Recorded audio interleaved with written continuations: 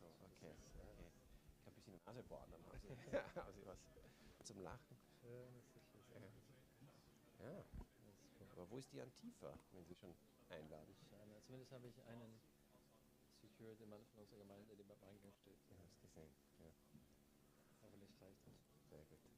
Aber der muss mit Rosenkranz bewaffnet sein. Ja, Sonst zählt das nicht. Na, mal schauen. Vielleicht sitzt hier einer drin. Was machen wir dann?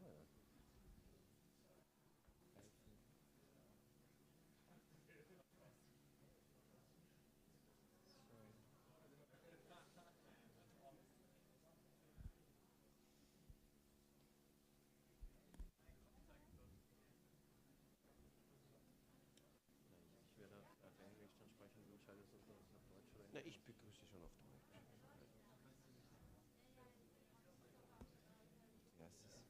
Was sagt die Wissenschaft?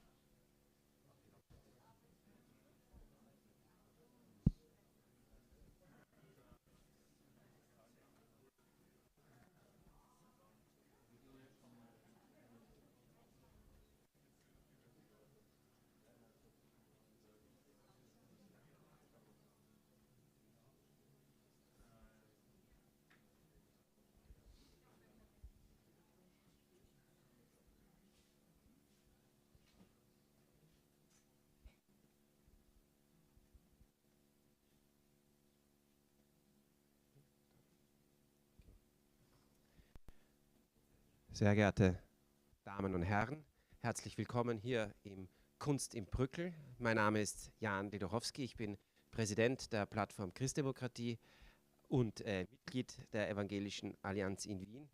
Und ich freue mich sehr, dass Sie unserer Einladung gefolgt sind zu einem wirklich spannenden Vortrag, zu einem extrem wichtigen, aber auch kontroversiellen Thema. Und deswegen ist es wichtig, dass wir uns damit auseinandersetzen und auch die richtigen Worte dafür finden.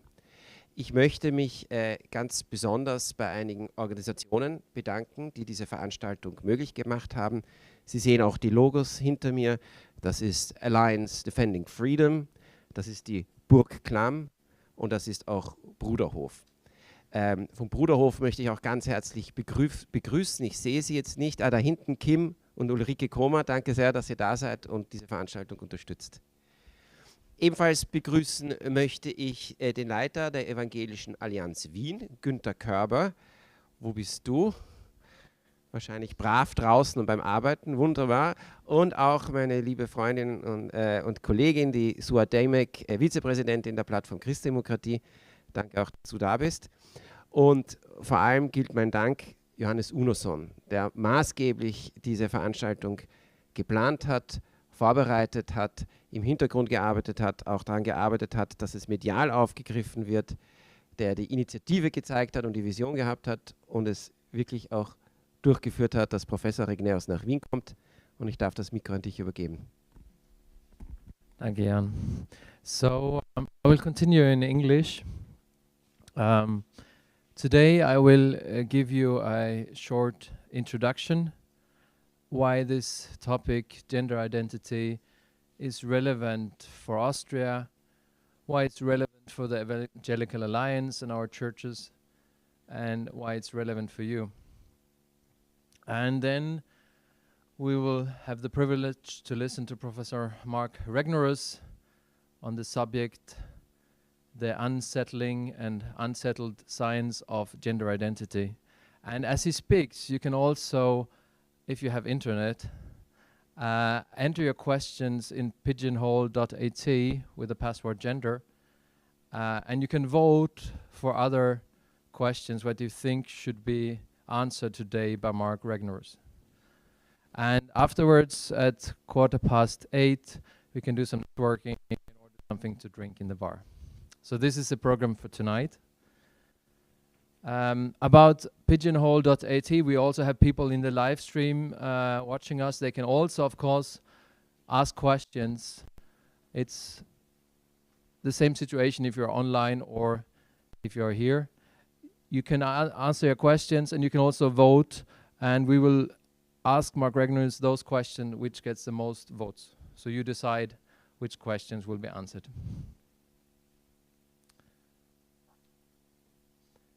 This is Swedish, you know, and I first got aware of this topic when I read the Swedish newspaper Svenska Dagbladet in 2019, because Professor Gillberg at the Gothenburg University, he expressed his deep concern that hundreds of children, as he says, get treated with the diagnosis dysphoria, get treated with hormones and get a genital mutilation, for example, get their breast removed. And this without any, as he writes, without any scientific foundation or evidence-based evidence that shows that this is the right path. So I got alarmed myself and said, what's this? What is happening here? And I also tried to see what's happening in other countries. And I read the Daily Mail in 2019. And UK and also Sweden are two of the countries in Europe where this trend started early. Already 2019, as you can see here, there were hundreds of transgendered youth who doubted that their surgeries to change their sex was the right thing to do, and they wanted to transition back again. And also in Germany, 2019, children psychiatrist Alexander Korte wrote that there is an enormous increase of young people who want to change their sex. And the numbers had increased 5 times from 2013 to 2019. And just this year, I got the numbers also from Austria, from Gesundheit Österreich GmbH, and they had the numbers now until 2020. And in Austria, during the last 2019-2020, there have been about 400 patients treated for dysphoria in the Austrian hospitals. And as you can see, about 2/3 of those 400 patients are below 30. And also when it comes to women who don't want to be women anymore, Austria is also following the international trend. Here you can see in the diagram that 2010, there were 10 women or girls who wanted to change their sex and had their breast removed, mastectomy it's called. And 2019, it was even 140. So this is in Austria, official statistics. And so there is an increase within 9 years of 1,400%. And then last year, because 2020, because of the pandemic, I guess many surgeries were postponed, so there is a little bit less, but still over 100 breast amputation surgeries because somebody felt they are in the wrong body. So I don't know about you, but as I read about these problems in Sweden and also got informed how it is in UK and Germany and Austria, I felt I have the obligation to get informed and also to help and to see how we can help together, that these girls know that they don't need to do that. They are okay as they are. They don't need to change their sex to be okay. And actually, you cannot really change your sex. And I don't know if you know Hans Christian Andersen, he's Danish. He wrote the story about the emperor's new clothes. And as you maybe remember, everyone who cannot see how beautiful the clothes are of the emperor, they are not fit for their job. And I don't know what profession you are in, if you're in the IT or medical business or wherever you are, but it doesn't matter what profession you are in, this topic gets relevant everywhere. And I hope that we, after this lecture today, have the courage at least to whisper or maybe even to say it out loud, the emperor is naked. But you have to have the courage, because maybe somebody will tell you that you're unfit for your job. I'm very happy to now introduce to you Dr. Mark Regnerus. Mark Regnerus is a professor of sociology at the University of Texas at Austin, and also senior fellow at the Austrian Institute for the Study of, for the Austin Institute, not Austrian, Austin Institute of the Study of Family and Culture. And he have done a lot of research on sexuality and relationship behavior, and he also criticizes substandard methodologies and overreaching conclusions in the social sciences. And today the subject is the unsettled and unsettling science of gender identity. So please welcome Dr. Mark Regnerus.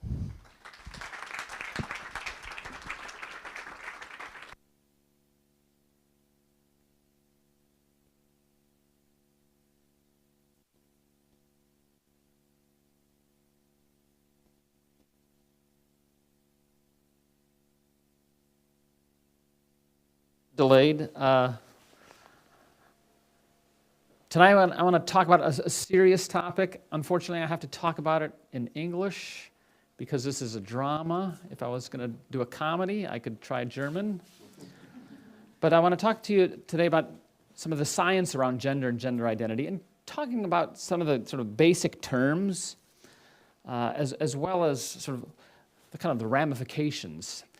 In some ways, I want to lean heavily on what's going on in the United States, because it feels as if we're a bellwether or kind of a predictor of what is going to happen further east of us. Although I feel like we got this from the United Kingdom. Her Majesty's colonies all seem similar in this respect.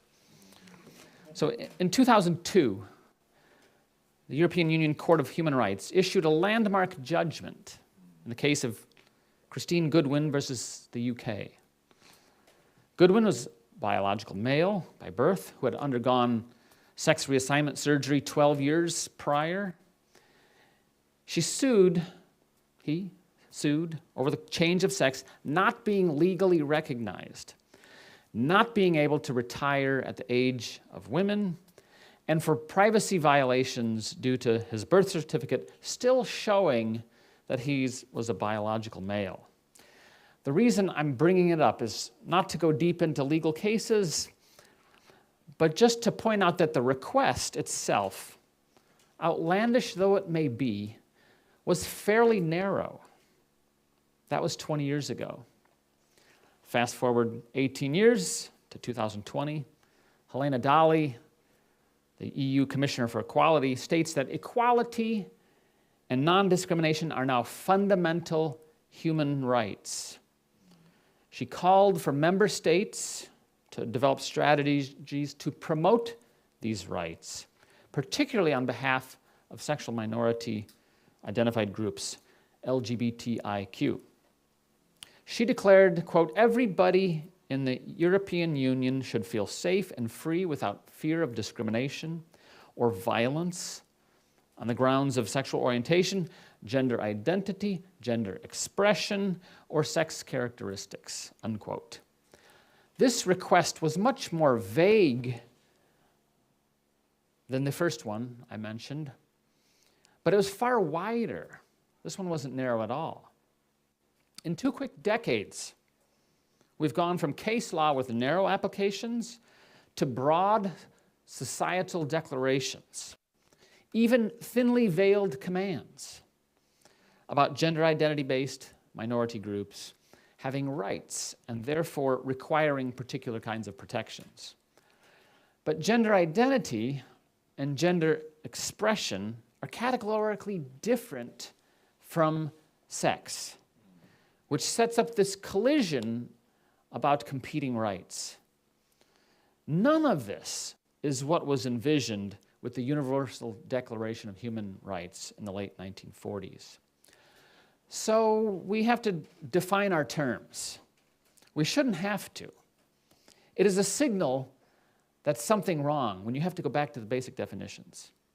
But everything about this problem requires being very clear. And our opponents thrive on vagueness here.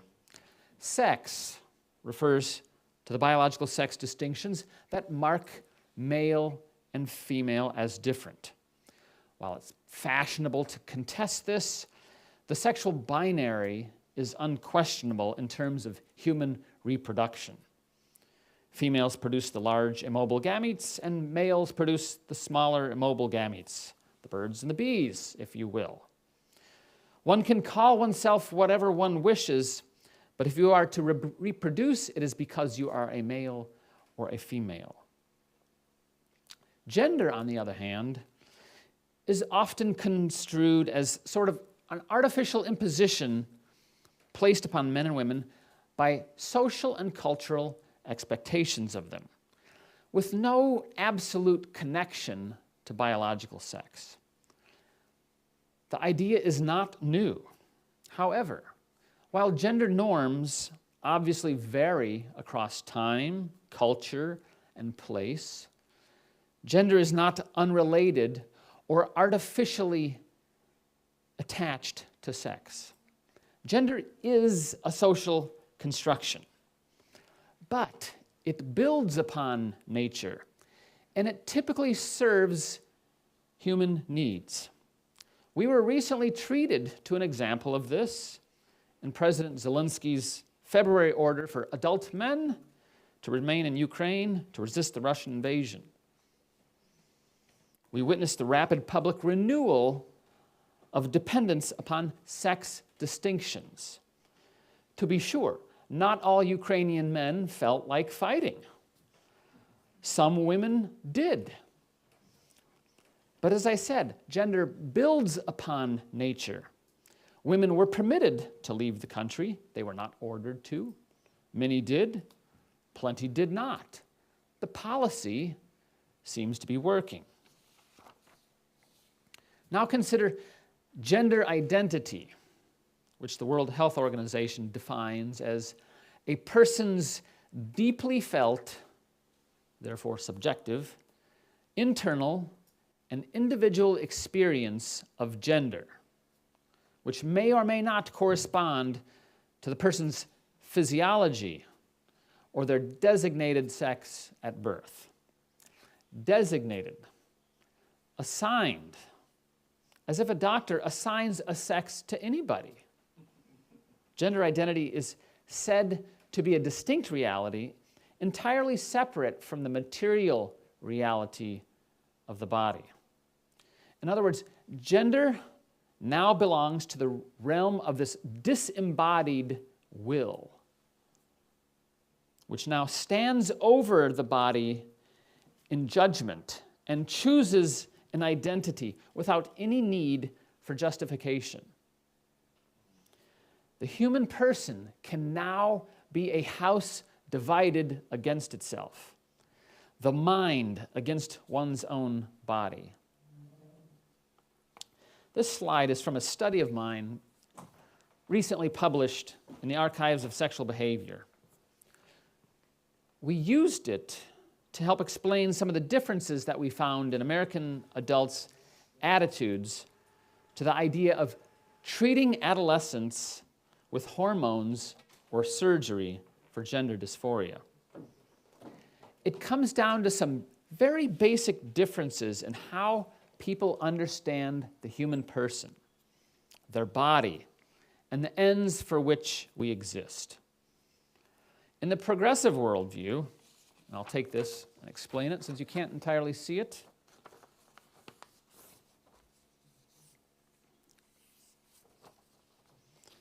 In the progressive worldview, there's sort of a dualism about the person. The self is inside a body, and the two may be divergent. A person can be born into the wrong body in this mentality, but the self has rule over the body. Humans have very few stable characteristics, which could be termed human nature, and some reject the idea of a human nature altogether. But you, as an essential self, can express yourself, can recreate yourself through body modification. Male and female themselves are matters of identity. I identify as male. Sex, of course, assigned at birth, may be reassigned different later by your own choice. Now, why did we come up with this explanation? Well, when we analyzed what American adults thought about the wisdom of treating adolescents with hormones or surgery, we put a lot of predictors into the model trying to understand, and arguably the most effective predictor of what American adults thought about gender treatment was whether they self-identified to a completely different question as either pro-life or pro-choice. More than religion, more than politics, education, sex, age, it was their opinion about abortion that kind of surprised us. But then we thought back to an old book by the sociologist James Davison Hunter, old as in 30 plus years old, who he talks about in terms of the idea of culture wars, this notion of a progressive and an orthodox worldview. It worked then, and it seems to still work today on completely separate issues, but also those that concern the autonomy of the body. I happen to hold that the progressive convictions you see here are mistaken, some of them more mistaken than others, but they're not inconsequential. They're not mere preferences expressed within a system in which one can actually think and do whatever one wants. Instead, grave harm results where our social structures, governments, schools, even workplaces, grave harm results where these encourage such falsehoods about the human person. Eventually, these fictions can be established in law, and the population is required to be complicit with things that they know are not true empirically. So to legally construct gender identity is to allow material reality to be overwritten by an imagined reality. Now, how did we get here? I've talked about sex, gender, gender identity. Gender identity disorder first appeared as a medical diagnosis in 1994, serving as a replacement for the term transsexualism, with the hopes of lessening any stigma associated with that term. 20 years later, in the year 2013, gender identity disorder is replaced by gender dysphoria in order to problematize only the distress that people feel over their gender identity and not about the identity itself, okay? So it's no longer a disorder, it's about sort of a difference or a distress. So the culturally dominant view of gender identity, as expressed in those recent EU declarations and legal cases, places gender dysphoria, a psychological diagnosis, under the auspices of minority rights. This is a legal and a political move that borrows from medicine at the same time that it denies that gender dysphoria is actually an illness. However, once you have successfully moved into the minority rights framework, you've moved away from the realm of medicine or psychiatry. Gender dysphoria is not so much a problem as it is considered distress. It is considered a condition best addressed by affirmation, psychologically and medically. A prominent European LGBTQ student organization offers an example of this. Quote, gender confirmation treatment should be available and reimbursable. Treatments should be accessible and state-supported. It is crucial that there are no limitations, they italicized it, no limitations to access this treatment, such as the requirement to be diagnosed with gender dysphoria in order to have access to these treatments. Okay? If you see the logic of where this is going, gender confirmation treatment should not even need a diagnosis of dysphoria in order to access the treatment. But to be treated with particular medical procedures typically implies that there is something to be treated. It's hard to avoid this, since there are gatekeepers to the procedures themselves. But affirmative treatment is quickly moving away from any preliminary criteria except the declaration of a self-identity. That's the authoritative claim about one's own feelings and a desire for the treatment. In general, problems of the mind are not typically solved by medically altering or harming the body. But affirmative care means doing whatever the patient asks you to do. Physicians, endocrinologists, surgeons really ought to return to basic principles. First, do no harm. Compassionate care involves attending to psychological and psychiatric problems first. Medical treatments were once very uncommon in this domain and limited to adults. But now, gender identity ideology and transgender medicine are surging in children and youth. Youth are especially vulnerable because they're in a state of physical and emotional development. And yet they are encouraged to question their identity by both mainstream media, social media, and increasingly in schools. Many have been taught that biological sex is not an objective reality, that it is not binary. This ideological grooming and capture of an entire generation is now widespread in the United States. How successful have these efforts actually been? Johan had some of these statistics up earlier. In 2020, a Pew Research survey revealed that 1 in 6 Americans born between 1990 and 2002 identify as LGBT, with dramatic differences in trans identification between the generations. Some recent US surveys have found as high as 10% of high schoolers identifying as transgender or gender nonconforming. Here are the UK gender referrals.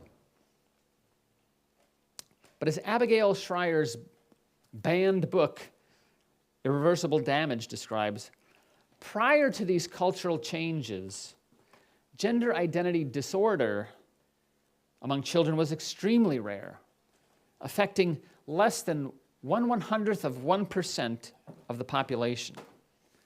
Most of those being natal boys. Studies have shown that if these children are simply left alone, the vast majority will naturally desist. That is, they will outgrow the dysphoria and accept their birth sex during puberty. In every study, the vast majority of kids, from 61 to 98%, grew out of it if the kids were left alone. But that is not the case anymore. Now, detransitioning is very unusual. So what happened? Over the past decade, there have been exponential increases in the number of children presenting at gender identity clinics with gender dysphoria. The United Kingdom experienced increases of 4,400%, Sweden 1,500% over a 10-year period. Same pattern playing out across many nations, no sign of slowing down. At the same time, the sex ratio has flipped, with far more natal females presenting than males. Collectively, thousands of young pubescent girls are suddenly discovering that they have been born in the wrong body, although many exhibited no hint of gender dysphoria before adolescence. A preliminary observational study done in the United States coined this new phenomenon, rapid onset gender dysphoria. It was widely pilloried at the beginning when it was released until people have decided, like, okay, we'll kind of call that adolescent onset gender dysphoria.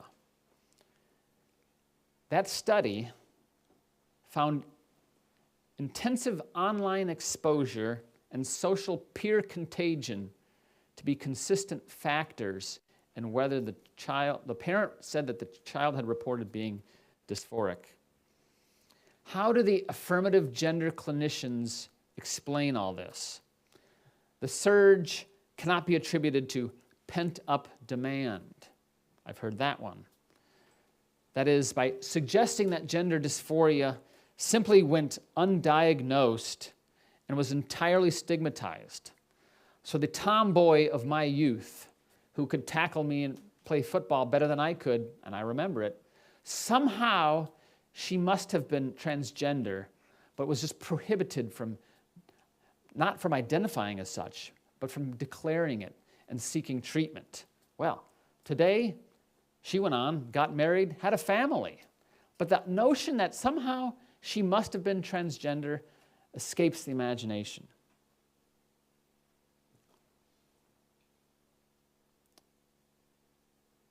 They claim there is no risk to treating adolescents at puberty because puberty blockers are reversible. This will give kids time to think about it. They can always change their minds, right? But you can't help them change their mind, because to be part of changing their mind about gender identity is now illegal in at least 20 United States. It's called gender identity conversion therapy. Yet the idea that it is somehow a conversion to decide that perhaps you were not born into the wrong body, that you may be able to live with the body that you have, this strains simple logic. But its impact is potent. It means that licensed psychologists are unable to help someone to come to terms with life in the body that they have, right? This is kind of the root of standard cognitive behavioral therapy, how to deal with your situation. But in this case, you can't do that. They are, however, free to help someone to seek the body that they want, that they desire, that they imagine. That's not illegal at all. But the childhood to adolescent years are critical periods of biological and brain development. And long-term physical effects of puberty blockers are virtually unknown. Most of the studies on this subject, very short-term. You've had puberty blockers, you've had cross-sex hormones. What do you think about your body 6 weeks later, 6 months later, maybe a year later? Not, what do you think about it 5 years later, 10 years later? You've had surgery to remove perfectly healthy tissue. What do you think about that 10 years later, 20 years later? We don't have science like that.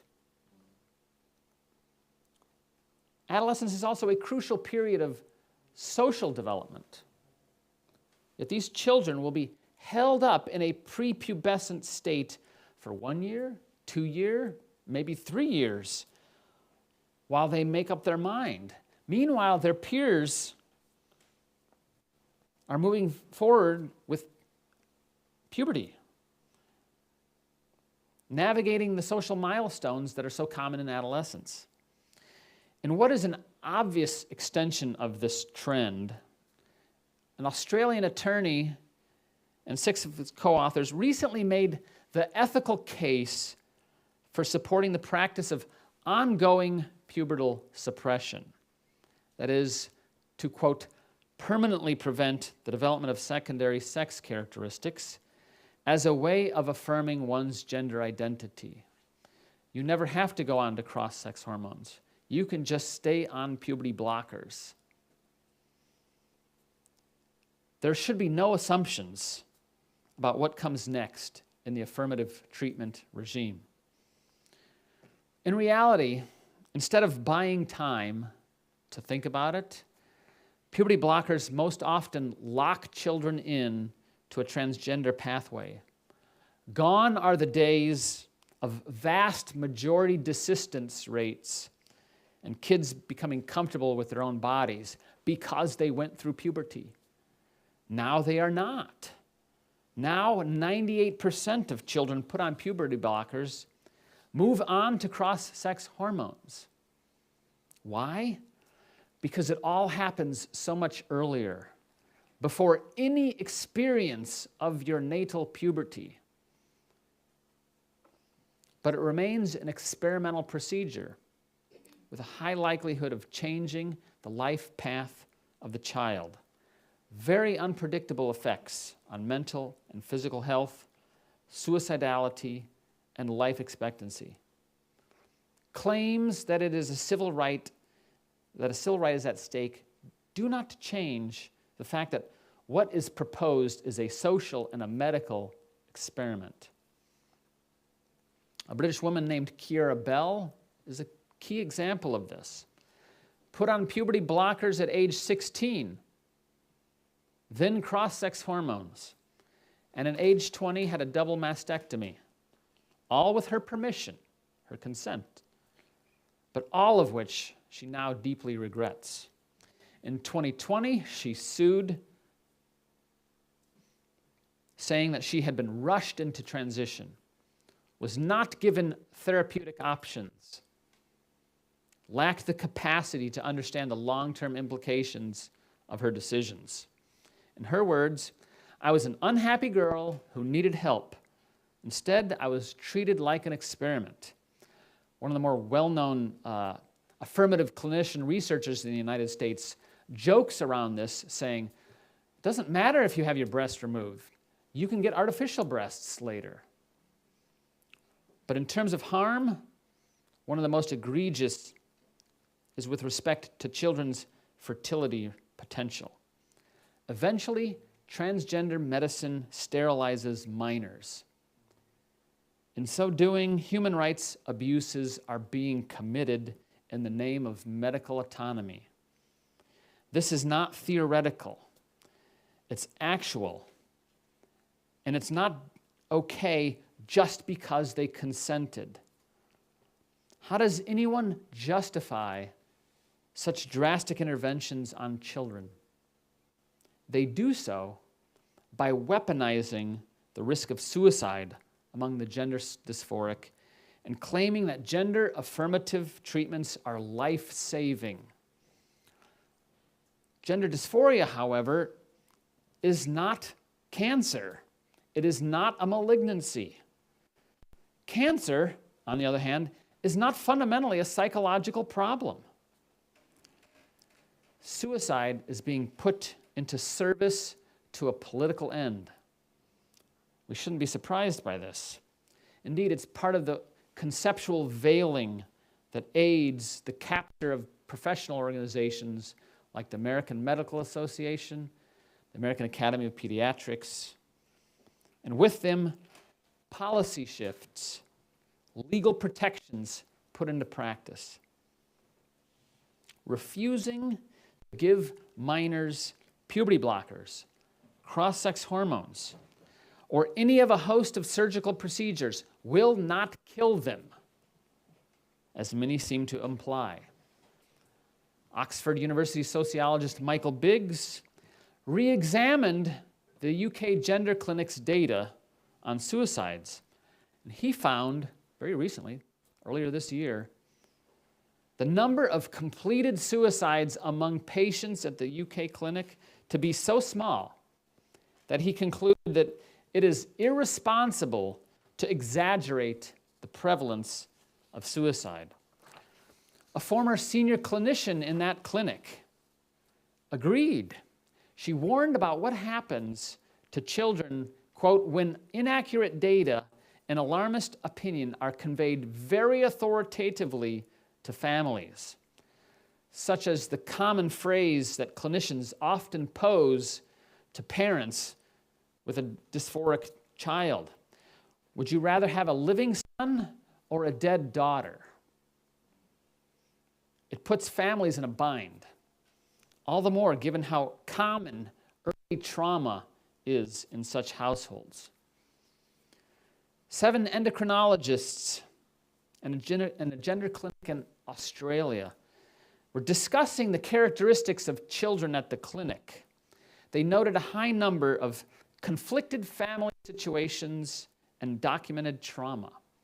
In fact, only 5% of their sample was believed to exhibit healthy levels of functioning. 20 years ago, what is known as the Dutch protocol for treating minors refused to give hormones to children with apparent psychiatric conditions. So we applied that to the Australian case. 95% of the children at that clinic would be ruled out for starting hormones because they had underlying psychiatric conditions. First, they had to be treated for anxiety, depression, self-harming behaviors. Today, no more. Not in the affirmative care era. Now, clinicians claim that the anxiety and the depression and the self-harm are not because of the dysphoria. Rather, they're because of you. It's the stigma they feel around them. So the prescription is to fight the stigma socially, politically, and treat the patient, and presume that the gender dysphoria will be quieted by hormonal treatments and surgery. But it's a no-win situation for you, because any remaining problems after they've treated with hormones and surgery, any remaining differences are blamed on stigma. It's become the catch-all answer. But what do gender dysphoric children really need? They need compassion. They need proper therapy. They need slow care. Their parents need to sever their connection to the internet and social media and to live in the real material world. They need help addressing the problems in their lives. Their bodies are not to blame, and you are not to blame. But convincing them of that is rather difficult. My research assistant recently counted over 40,000 online fundraising appeals for double mastectomy surgery costs. Tens of thousands of young women seeking to amputate healthy breasts in search of personal identity or relief from body hatred or distress. You can imagine then that there are now thousands of young people like Kiara Bell who regret their transition. Due to these known harms, unclear benefits, and far too many unknowns, some countries like Finland and Sweden have actually slowed down their affirmative pathway as the standard treatment for minors. In 2020, Finland officially began recommending psychotherapy as the first line of treatment for gender dysphoria. Meanwhile, in the United States, we're starting to drop the recommendation for psychological therapy. Sweden will not allow interventions for those under 18 except in strictly controlled clinical trials.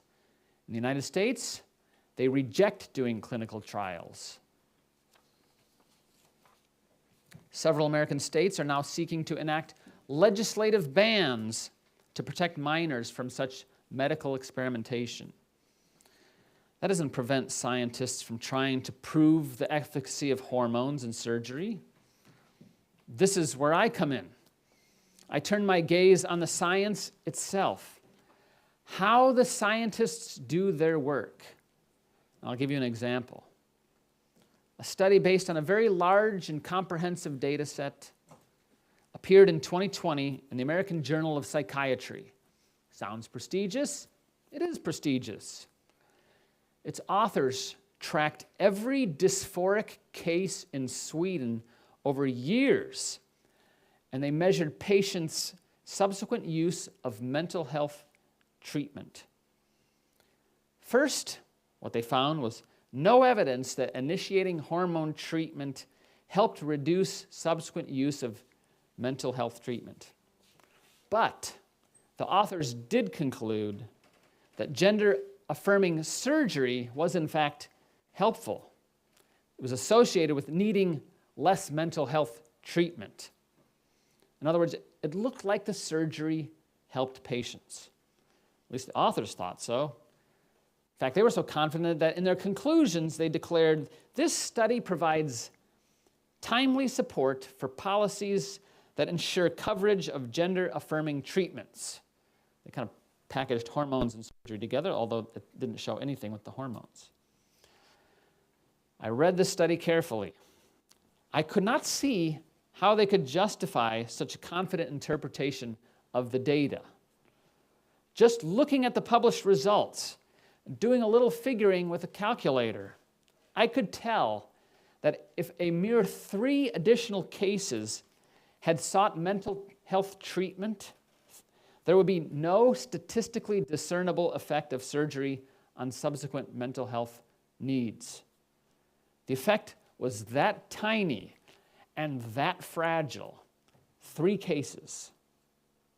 I was also able to calculate something called the number needed to treat, or NNT, which is a measure of clinical impact. It helps doctors make decisions about whether a particular treatment is worth it. A high NNT, in terms of numbers, accompanied by significant risk in the treatment itself, is considered a bad bet.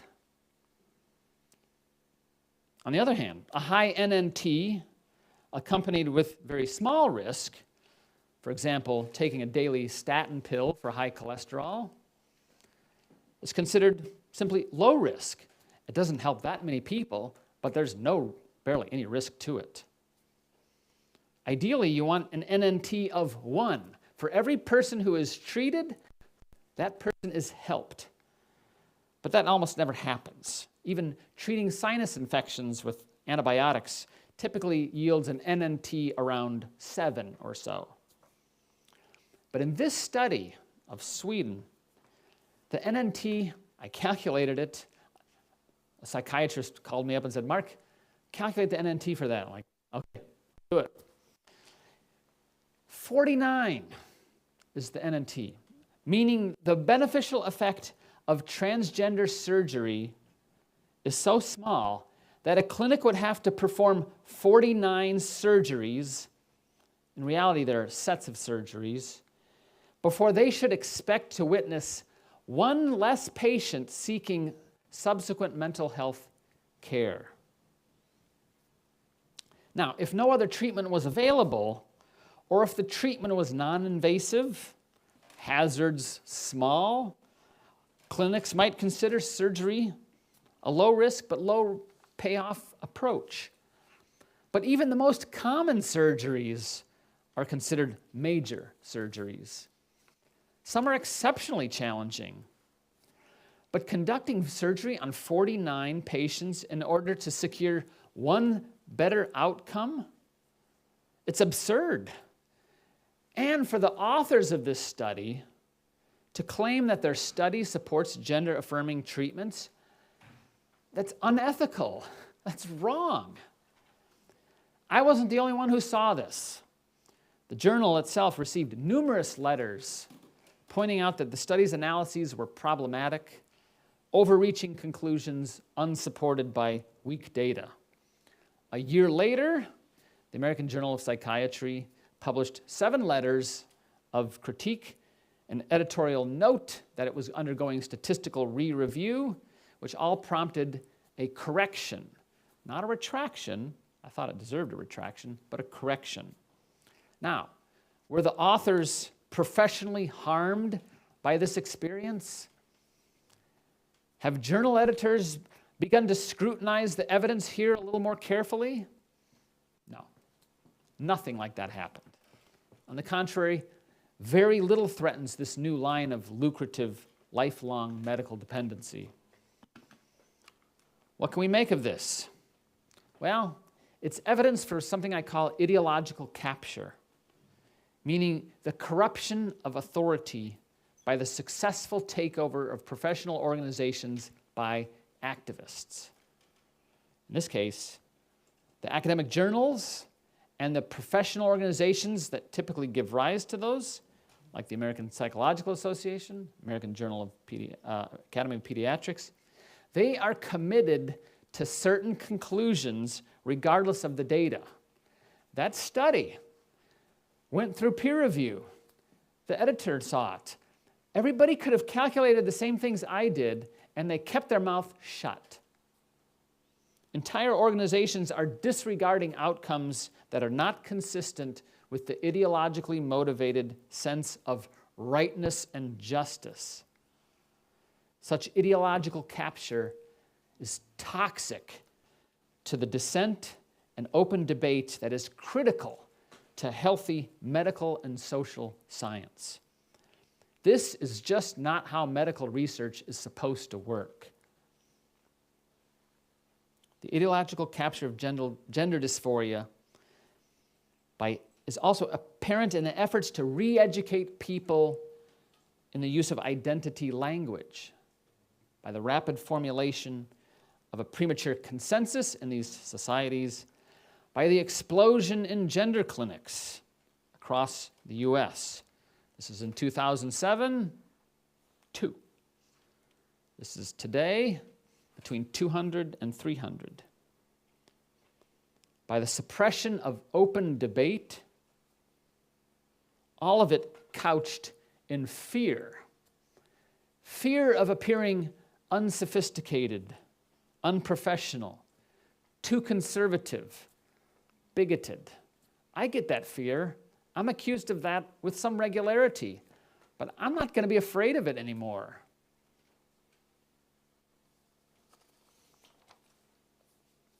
Take the example of the controversy over the American television news program 60 Minutes. For a long time, one of the most popular shows on TV. May of last year, 2021, they ran a segment on detransitioners. You would think it is healthy to have an open public discussion regarding patients who have undergone a gender transition, but who wish to transition back to their natal sex. Not only did activists seek to prevent the 60 Minutes segment from appearing, but so did well-known, well-published researchers. Leslie Stahl, the lead interviewer for the segment, an award-winning journalist for 30 years, said that she couldn't remember another story, quote, where comments and criticisms began surfacing from advocates before the segment even appeared. It's one thing to criticize it after it comes out. This, they wanted to suppress it from ever being released in the first place. Even book reviews are being retracted and withdrawn. Books, yes. Now book reviews of those books. Certain conclusions are penalized both professionally and in the wider and social economic marketplace. My own research division at the University of Texas at Austin recently sent us all guidance about how we ought to talk about transgender youth. They've never done that about any topic in the 20 years I've been employed there. To think that such external and political pressure do not affect the conduct of basic social and medical research would be naive. They're telling you, here are the answers you ought to come up with. It's not just about treatments either, but the very language we use to understand the human person. Already in 2014, a senior clinician at the UK Gender Clinic observed how vagueness infuses this language of transgender. She said, the meaning of trans is constantly shaped and reshaped, but it rests on no foundation of truth. The therapist is not burdened with the need to be right or the need to be certain, but only to help clients explore their gendered worldview.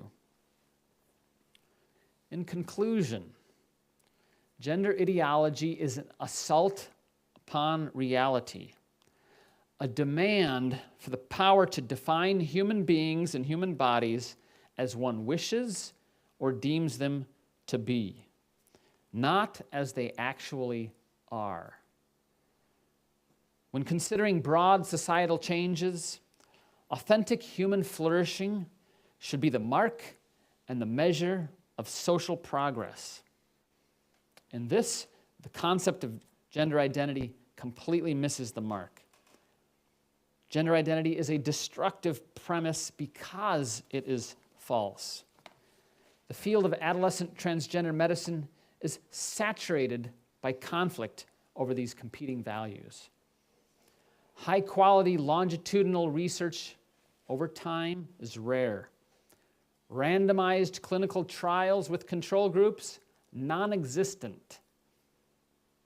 American professional societies promote affirmative treatment strategies not because the data over long-term studies shows it's helpful, but in part due to a demand-driven medical culture in which emphasis is being placed on liking what one sees in the mirror, or increasingly, how other people respond to your selfie.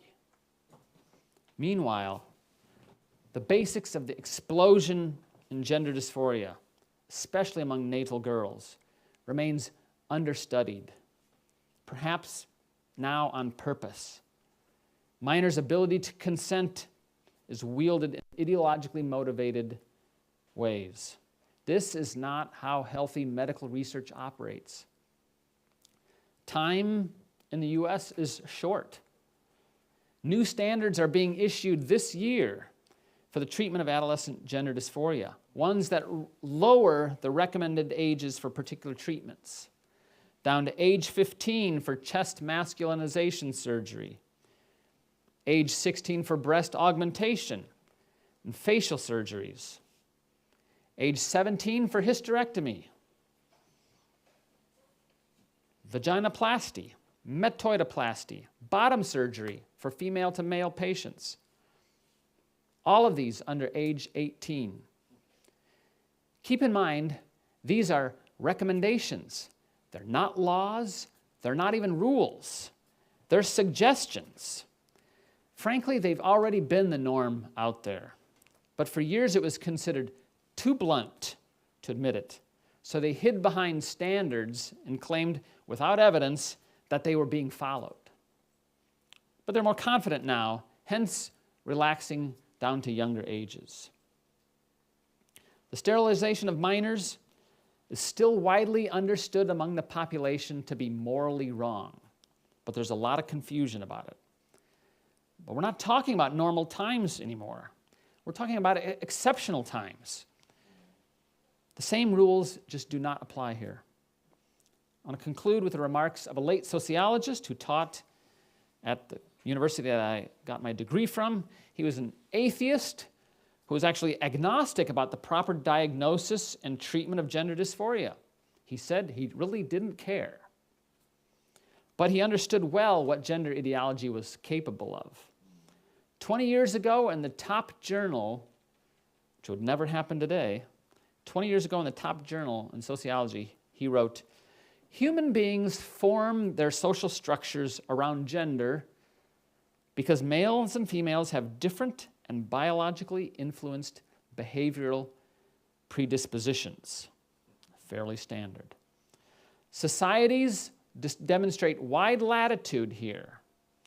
They can accentuate gender, they can minimize it, or they can leave it alone. If they ignore it, it doesn't go away. If they depart too far from the underlying reality of biological predispositions, they will generate what he called social malaise, social pressures to drift back towards closer alignment with biology. And then he concluded with a chilling prediction. He asserted that any social engineering program to degender society would require what he called a Maoist approach, continuous revolutionary resolve, and a tolerance for conflict. I do see some tolerance for conflict out there already, but I'm not sure I see enough of it. The very distinction between man and woman is at risk today, not in the minds of average people, but in the minds of the elite. And culture change is not driven by average people, it's driven by elites. You think all this will go away quietly? I wish it were true.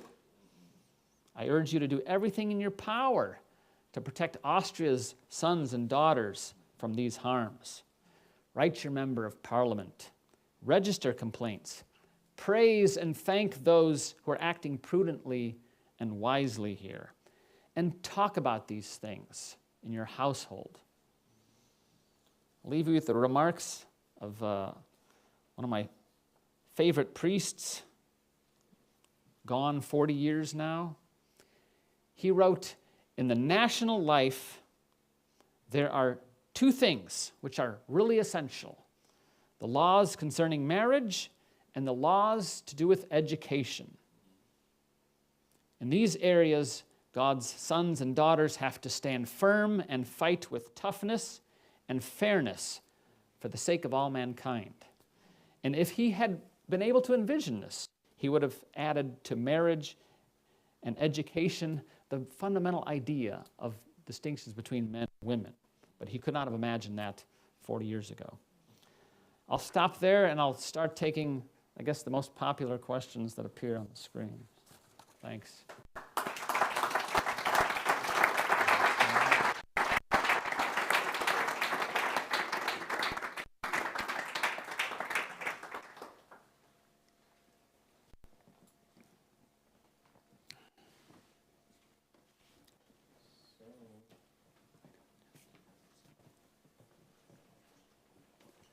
Right, would you like me to just read them off? Or are you reading them off? I will try to read them. So right now the question with the highest score from Samuel Klapproth: how reliable is the data about suicide rates related to gender dysphoria and medical alteration? Right. In terms of reliability, it's challenging here because you have suicidality, you have suicide attempts, and then you have completed suicides, right? Obviously, I think the best information will be gathered with regards to, the best is in the most significant here, from completed suicides. However, of course, you cannot talk to these people. You can only gather information from like the gender clinic, like the UK. Better to then move towards suicide attempts because you can actually talk to the patient. But most of what we see out there, and the thing I talked about with Michael Biggs in Oxford, was around completed suicides and with regard to the documentation about those patients. A tiny fraction. More than would be expected in the general population. I'm not going to suggest that it's not associated. But he said the actual risk, which is not suicidality, which is once or twice, or more than once or twice, thinking about suicide as a plausible option for yourself over time. It's a time span of what? A month, a year, a lifetime? Most of what we're treated to is the association between gender dysphoria and suicidality. But suicidality is fairly far removed from actual attempts and completions. The best data you'll get are about completions. But most of what we're treated to in the literature is suicidality.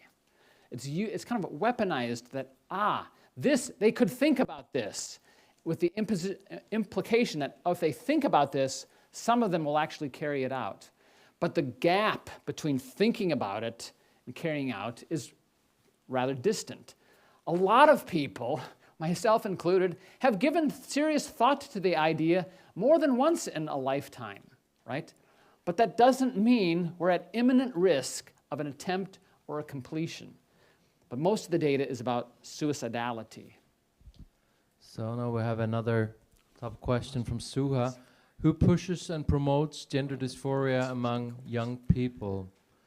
And what are the benefits for the stakeholders and lobbyists? Right. I'm not so sure I know the answer to the second question. And it's not so much that they promote dysphoria, right? But in the United States, it's not that we're encouraging dysphoria, but we're finding that more and more children and adolescents feel like they are born into the wrong body, okay? Some of them don't seem to have a problem with that, but most of the time you think, this makes me uncomfortable. I'm heading towards puberty from what people tell me, and I don't want to experience that. The thought frightens me, okay? And so this is sort of gender dysphoria. It provides a mental discomfort to the notion, okay? And so people aren't encouraging dysphoria. Dysphoria happens, okay? And it's happening more frequently with sort of the online internet era and the pronounced social media that children and young adults are involved with, okay? So, and it kind of even more exploded in the last 2 years with the COVID thing, sending us all home, sending everybody online. So that increased it even further. So people aren't really pushing it, although some people online are encouraging anybody who thinks it that perhaps you have gender dysphoria. The real thing that's happening is that gender dysphoria is now no longer the first step to getting psychological help and then thinking about, well, what do you want to do next? You don't even have to declare gender dysphoria. You have to say, I am declaring an identity. And the affirmative clinical community says, you declare the identity, you should be eligible for the treatments, right? That's not typically how medicine works. Medicine want a diagnosis of a problem, but now you don't even have to declare a problem, except that, like, I don't fit in this body. So now a question for myself. 7 votes, that's good. How can we help young girls who struggle with their identity? You know, I'm a sociologist, not a psychologist, so I don't really have a good answer to that question. I can tell how we deal with it in our household, okay? You know, I have 2 daughters. One's 23, 21, and one's 13. They never seem to have struggled powerfully with a sort of an identity. But one of the things that we had always made sure is, well, they certainly didn't get a phone fast, right? You know, not at least until you were driving, okay? So the 13-year-old does not have access to that, does not have access to social media, does not have access to, email only, right? And so I think we prevent some problems just by sort of basic sort of lack of exposure, right? Some of her friends have this. She knows her friends have more issues around this stuff than she does, okay? So I think some of it can be fostered. Now, it doesn't solve the problem like, well, what happens when it has already occurred, okay? Again, I'm not a psychologist, So, I knew you were going to ask that question. I probably should have consulted a psychologist or a psychotherapist. Now, another thing I want to put in a pitch for, though, is I don't have any financial stake in this, but there's a program called Canavox, based out of Princeton, New Jersey, that I don't know if there are such clubs in Germany yet, but I have found them very helpful. Okay? They're discussion groups. They started of discussion groups among mothers, and then they've become discussion groups among teenage girls with sort of an adult guidance and instruction, and teenage boys, same thing, adult guidance and suggestion. So they're guided by adults who are well-versed in this stuff. It's a free forum for kids to pose questions and seek answers to this. I was somewhat skeptical at first, and then I just listened in a little bit on my daughter, the 13-year-old, on this program. I was very impressed at the high level of discussion, the seriousness with which they take each other, and it gave her a language, right? She started hearing these things around school, but it gave her a language with which she could debate and discern what the good was and what it wasn't. So I thought that helped. Thank you. Another question with 7 votes. What can we do as society and as politicians to prevent further increase of gender dysphoria and reassignment surgeries among minors? What helps? Right. I can think of a couple things, right? First, do no harm, right? In the United States, sort of we've smoothed the pathway from these medical professional organizations to recommending particular treatments for gender dysphoria or even just simple gender identity declarations. Okay? So don't do harmful things legally, politically. However, I do think some things are plausible here. I mean, what we're seeing with the treatment of adolescents, both with long enough time on hormones, including cross-sex hormones, certainly with surgery, is you're talking about sterilization of minors. You know what? If I had talked about this 30, 40 years ago, we were talking about sterilization of minors, we would have been fairly recently removed from Nazi experimentation in the Second World War. We would have been horrified by it. Now I say it, it just kind of hits people, bounces off. But we're talking about the permanent prevention of fertility in a minor, some of whom have never even experienced puberty. This is ridiculous. This is immoral, unethical. It should be illegal, right? That's an idea. And this idea, I think that a lot of people could get behind. Like, do no harm. Don't sterilize minors, even if they say they consent to it. We have to think about, what is the age of consent here? How old do you have to be before you can choose to do this?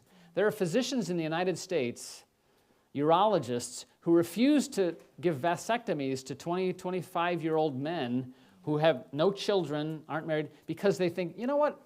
You might change your mind someday. Of course, there are prospecting surgeons who are willing to do it.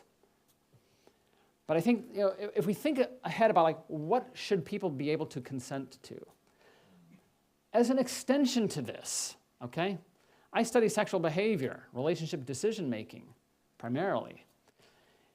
If a child is able to consent to their own sterilization and the cutting off of their genitalia, how could we possibly think they aren't also able to consent to sexual behavior of various sorts as a teenager, 12, 13, 14 years old? If they can consent to being sterilized and surgery performed, how in the world could you legally say you can't have sex with somebody over the age of 20, 25, 30? Rationally doesn't make sense that the one thing can be okay and the other thing can't, right? Age of consent laws are teetering. They're very weak today. I think consent in this domain should be much higher than it is. Okay, now we have some question with 6 votes. And one is about the German language. It starts to be expected more and more at university to show gender diversity by writing SchülerInnen, also the and using the star. Now it got removed. So much happening here. It's very dynamic. So what's the question? Sorry. Yeah, it went up. The star is signifying gender diversity. Any advice how to deal with it? And maybe, just Right, please. sure. This may not completely satisfy, but at the University of Texas, we're encouraged to declare our personal pronouns. I don't. I mean, how often do people address me as him, he, his, right? I don't address students with she, her, hers. I address them by their name, right? And if I was uncomfortable with that, I'd address them by their last name, okay? It's just not a fundamental issue for me at the University of Texas. So I basically say, get creative here. Think about your way around things that you don't want to do, right? You can do this. Plus, we're talking about a pretty minor lift here, right? If you can't figure out ways to object in a small way, how are we going to collectively reject some of the bigger stuff that's coming down the pike in this domain? And a similar question here, what would be your career advice for a young academic researching this topic? It might destroy their career based on non-academic standards. Yeah, I get that. As an example, I recently tried to hire a postdoc at the University of Texas, and she came from a very good population studies-based program. She likes the kind of research I do, but her advisor and another of her dissertation readers refused to write her a recommendation letter for future positions if she came to Texas to work with me, which is sad. It saddened her, it frustrated her, but I didn't blame her for saying, Mark, I can't come. I need this, okay? Yeah, it is sensitive. So I don't tell people, how to conduct their professional lives. But I did tell her, and I encourage people in this domain, you can't tell lies. You can't endorse things that you know to be wrong in print, okay? I think there's a lot of sort of people out there who do studies in this or related areas who are uncomfortable with it, and yet they go along to get along. They think about, like, my job is the most important thing, my livelihood, my ability to feed my family. You know what? You can find another job, right? There's lots of jobs out there. If you have to lie and suppress the truth to make a living, maybe you're not in the right line of work. So either you have to be able to sort of speak truth to power, not all the time, right? I don't use every opportunity I get, I don't do it. But I pick my battles. Be shrewd about it, but you can't not do it. Thank you. Another question here, Samuel Klapproth. Gender-related confusion, jokes, mocking, willful misunderstanding seems to play a considerable role in today's media entertainment, a regular element in family sitcoms. Does this contribute to gender dysphoria? Gender dysphoria, okay, sorry. No idea. I have no idea. It boggles the mind at some level, logically, to think about that sitcoms will sort of really resonate, especially in terms of joking, with impressionable teenagers. I think more likely the case is sort of conversations on social media, YouTube, etc. But then, I'm not a person who studies media influence on particular kinds of behavior. Then we have a question here from Johannes. Would you not say that it's possible to be born in the wrong body? Is this not a phenomenon that could happen in a not perfect world? Not perfect world. Is this if this is possible, how could we help these people? If it's Thanks. possible to be born in the wrong body. Yeah. Yeah, I don't think it's possible to be born in the wrong body, although, you know, the creation has troubles, okay? People are born with all sorts of medical complications, situations, problems, disorders. One of the things that people talk about here, they equate the intersex condition with sort of being a cousin to sort of being born in the wrong body, gender dysphoria, etc. But like, that is a disorder of sexual development, right? It's a problem. It wasn't meant to be that way. But when you think about if you were born with a healthy body, but you think I was born into the wrong body, then we're talking about kind of almost like a worldview distinction here, right? Back to that early slide I had up there. To think that, you know, myself is essentially not connected to my body, but like myself is somehow in my body, right? And that I can do things to my body in order to get it to work the way I want. Like that's fundamentally a kind of a worldview distinction from the notion that one's body and one's mind are part of the same thing, right? People of faith will say body, mind, and soul are all one, right? It doesn't mean you can't have mental difficulties. It doesn't mean you can't experience dysphoria. But I fundamentally don't think like, wow, somebody could be born into a completely wrong body. Now, back to what I talked about at the beginning. You may feel more masculine or feminine, okay? I don't drive a Ford F-150 truck and I'm from Texas, okay? My son likes to hunt. I like to sit in the house and read, okay? I wanted a bake oven when I was a kid and I didn't get one.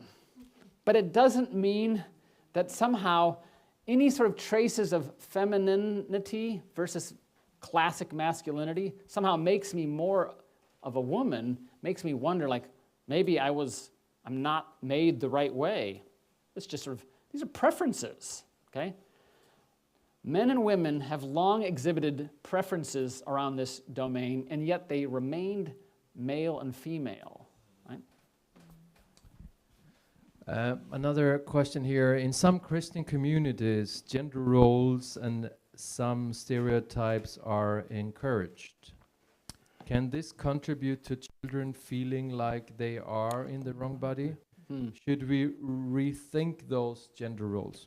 Well, it's kind of a sweeping sort of indictment in some ways. Yeah, gender roles are encouraged. Regardless of Christian communities or not, like people encourage gender roles in their kids. And can it lead to dysphoria? Probably not dysphoria. It may be out of step, right?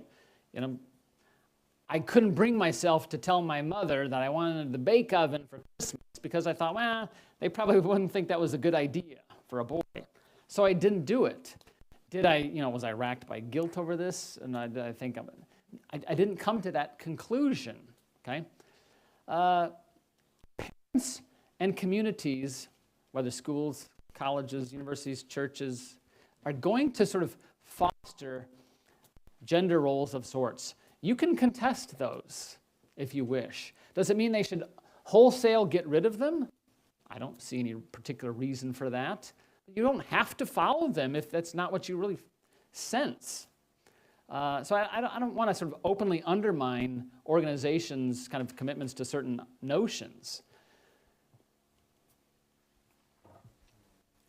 Thank you. Everything's got 7. We need like an 8 or 9 to really top Yeah, there this are no off. 8 or 9. Yeah. We still have 50 minutes planned for questions, so we will see if we use that time. A question for myself. How is it possible that the biological differences between women and men are being ignored? How do they get away with that? What can we do to make the obvious truth clear to everyone? Yeah, this is a difficult question. I mean, basically, there's been a problematization of sort of a basic distinction between men and women. It's chromosomal, XXY. The pushback in this domain is like, oh, we have for so long taken a simplistic understanding of sex. Sex, yes, involves chromosomes, it involves genitalia, but it also involves identity and one's sense of oneself. So people are making complex something that was kind of, for the longest time, considered fairly straightforward, right, and observable, right? So I'm not crazy about that. I think there's like 6 or 8 distinctions or facets we call for basic sex today among not so much clinicians, but scholars of gender, right? I don't agree with that, right? So how did that go wrong? Well, that's a longer story, involves history and culture and gender. But it's not that they're being ignored, it's that people are transforming, especially elites and scholars, are transforming the very definition of what sex is. Not the binary male-female, but sort of more of a spectrum of sex. I'm comfortable with the spectrum of gender because gender is about preferences, right, which vary between men and women. But adding a spectrum to binary sex makes no sense to me. Makes no sense to a lot of people. Makes no sense to the average people. Makes no sense to a majority of the world's elites, many of whom are keeping their mouth shut now because it doesn't seem kosher to suggest otherwise. But how can we make the obvious truth clear to everyone? I mean, I also watched a video where one student asked other students in Sweden, if I say I'm a woman, say I'm a man, am I a man then? And they said yes. And I said, okay, if I say I'm Chinese, am I then a Chinese? And they said no, So it was a Swedish woman, So I mean, it's true that just what you're saying cannot just change real matters, and why it's so obvious that it's strange that it's hard to show, really. I mean, right. We want some sort of we want the clinicians to sort of declare that sex is fairly straightforward. They're not going to do that anymore, so far as I can tell, because they're being co-opted by this sort of ideological premature consensus. But I think we just have to, cooler heads have to prevail, and we have to keep saying that sex is binary. It requires a male and a female to reproduce. Regardless of what you say about yourself, if reproduction happens, it's not because of anything you said about yourself or what you felt about yourself. It's because you are a male or a female.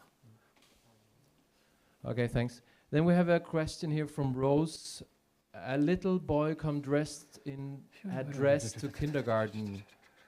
It's not addressed by the teachers. How do we respond towards the kindergarten? What do I explain my toddler who is in the group and 4 years old? So it's a personal question. Yeah, sociologist, do I give advice on how to deal with a 4-year-old in school? I have not encountered this in my personal orbit, so it's a tough thing to sort of say, well, here's how I handled it, right? If you don't like it, you can let the teacher know, you can let the principal, the superintendent, the school board.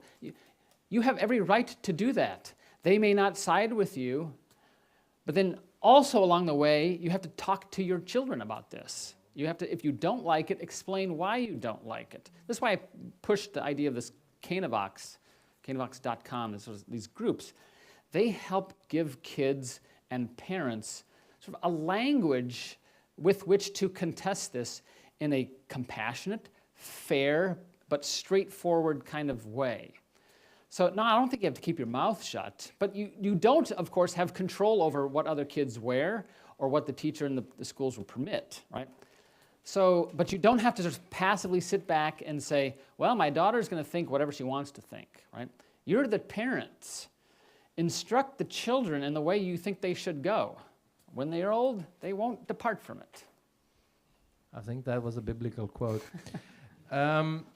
I'm Catholic. I don't know where in the Bible it is, but I know it's there. Me neither. So then Then we have a question. What topics related to sex and gender are coming in the near future, maybe because it's already in the US, that we need to start thinking about now? Well, one of the things that may or may not happen, it depends, you know, I don't understand the Austrian healthcare system. The American healthcare system, which conservatives will back free market till the day they die, but the free market system has really brought us 300 gender clinics throughout the country, okay? So it's partly a function of how the health management system is designed. That's a problem that manifests itself elsewhere. That leads us to sort of not knowing exactly how big the problem is in the United States, whereas in the UK they have one clinic, large backlog of cases, but they can kind of keep track of things and have national information, same with Sweden, same with Finland. In the US, we just know that it's a big issue. We don't really know how many cases there are because there's no national reporting standards. All right, that doesn't really help answer the question of what's the topics that are coming in the near future.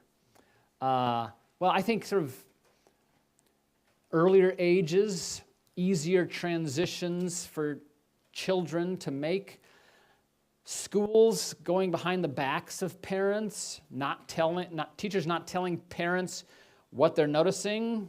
You know, in the United States, there's a lot of public school teachers in particular who are being complicit with fostering gender identity distinctions among children and not letting the parents know about this.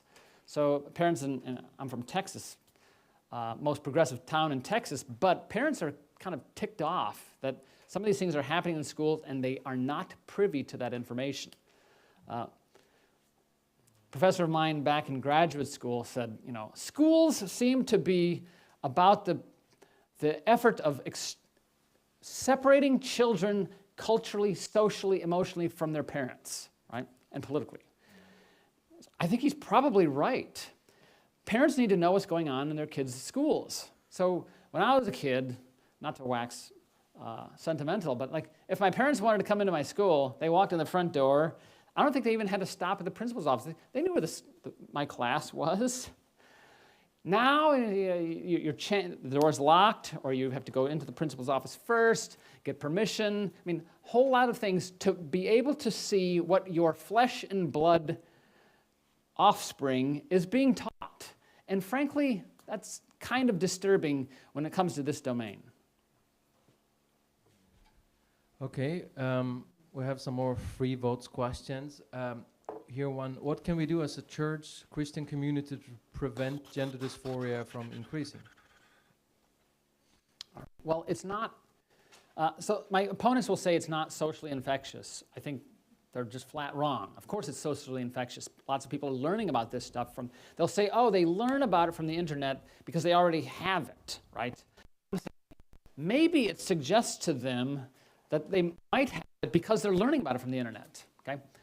I think it is socially infectious, but you know, good ideas are also socially infectious.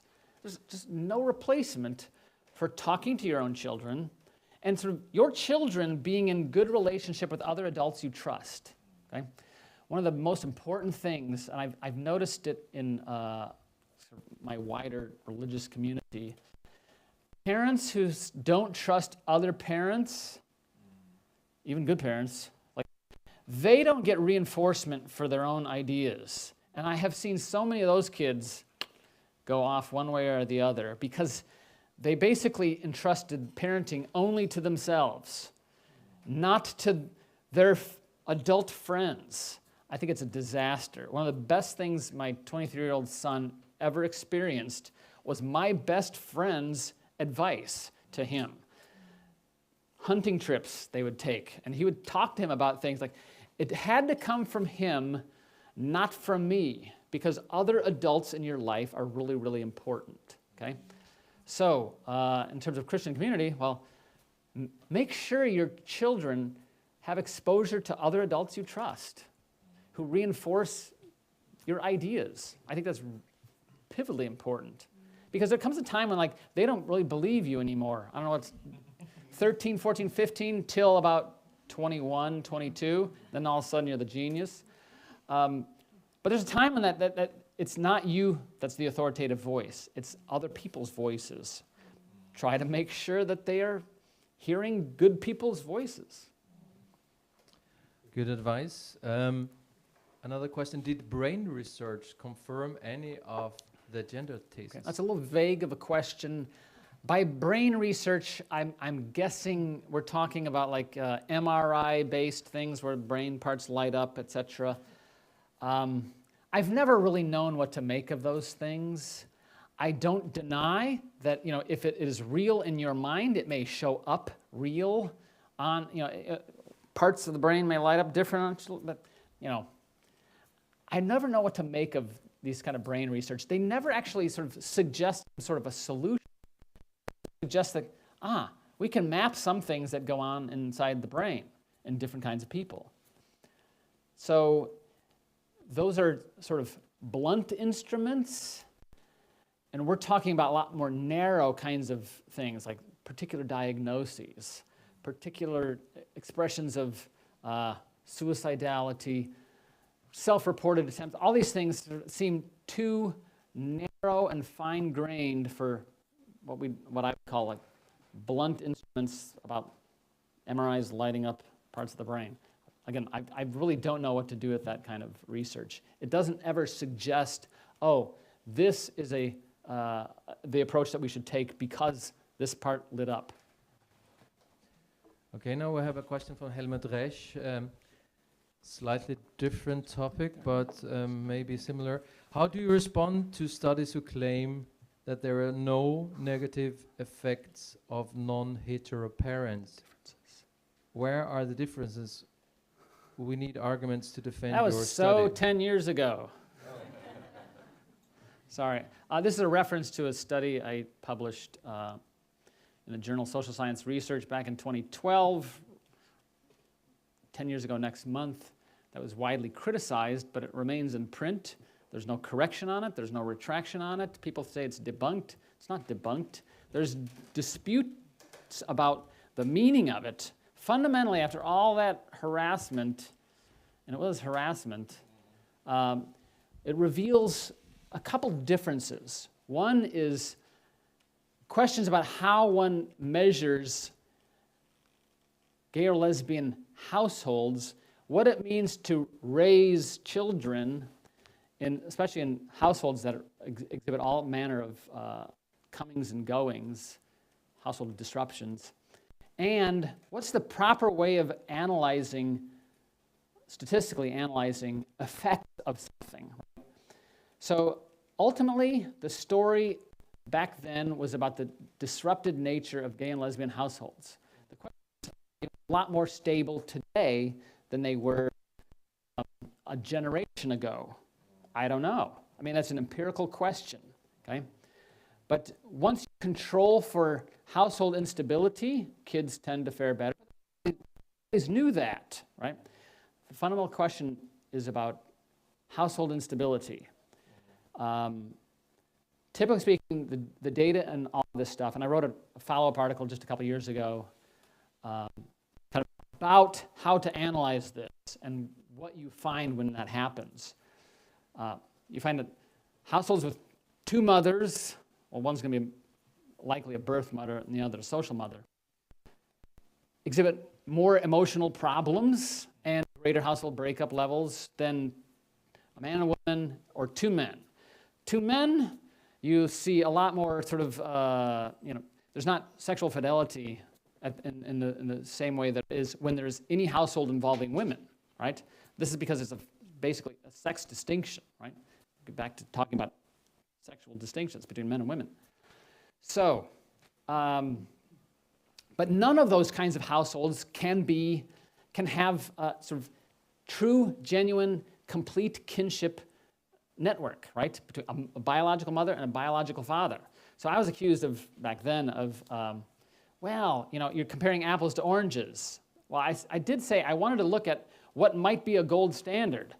When mom and dad are married together permanently, how do those kids look? They looked pretty good, okay, compared to all those other groups. Again, wasn't retracted, it was widely criticized, but it remains in print because what is stated there is true and accurate. So how do I help you defend that? I don't know. 10 years in, I've learned a lot in this domain. It's impossible for me to study on it because to publish on it because no editor wants to undergo the abuse that my late editor experienced.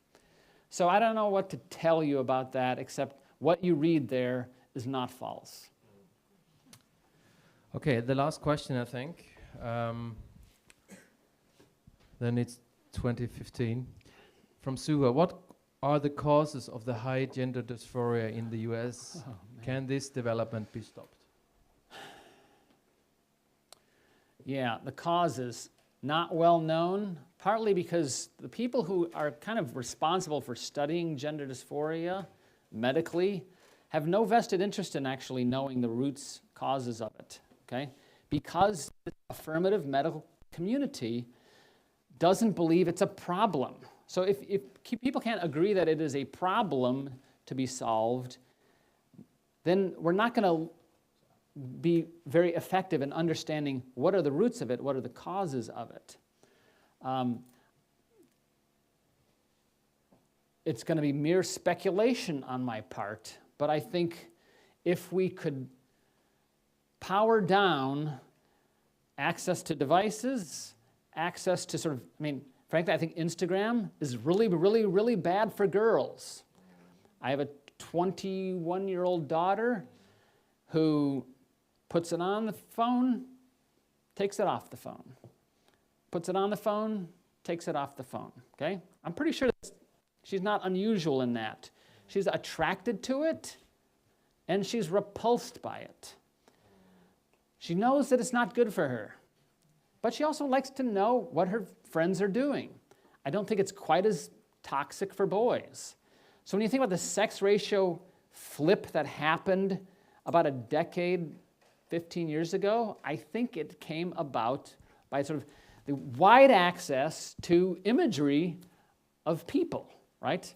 And at a socially sensitive age when people care about well, what do I look like, right? The era of puberty is an awkward age, okay? And I was a boy, I knew I wasn't all that handsome. I'm so much better now, of course. But if I had sort of been just constantly exposed, if I cared a lot and was constantly exposed to image after image after image, who knows what I would have thought about 15, when I was 12, 13, 14. So I think that has a role to play. But if you think anything's going to happen to the big social media companies like that, we're mistaken, okay? They are our digital overlords. I don't want to end on that. Sorry. So we need something better. I give you can say last few words if you want. Yeah. I have learned over the past decade that you have to resist if you see that something is fundamentally, empirically objectionable, or if there is a connection between things that just look to be wrong, okay? I decided not to be quiet, but I also decided not to speak up whenever I felt like it, but to think before speaking, to study before speaking. But failure to say something, I think, is not an option, right?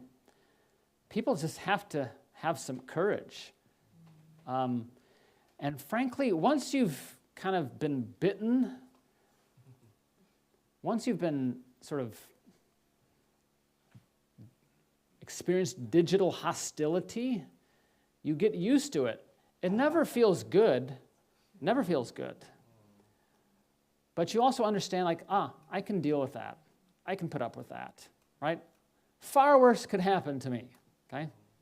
I can put up with that. You have to learn to take it on the chin a little bit. So, I'm not accusing you folks of this, but this is what I've learned in a decade of sort of starting to say things that I saw going wrong in the discipline and in the social science on sexuality, sexual relationship behavior, and now this stuff. I just encourage people to sort of grow some courage and start displaying some courage. And people like to know that that it mattered. Okay, you don't have to write me and say thank you, Professor, for this talk. But 10 years ago, people wrote me. Social scientists wrote me.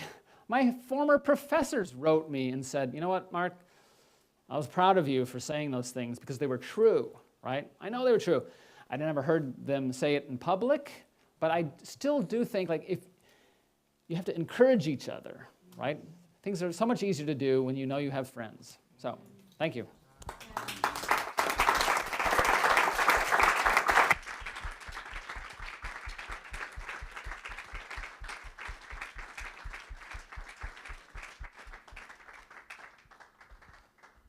Thank you, Mark, and thank you for all of you that you were coming, and also for all of you watching us online. I hope you are staying. We are allowed to stay here until 10 o'clock to talk and network. If you have time, drink some coffee maybe before going to sleep. So, yeah, thank you very much, and enjoy the evening.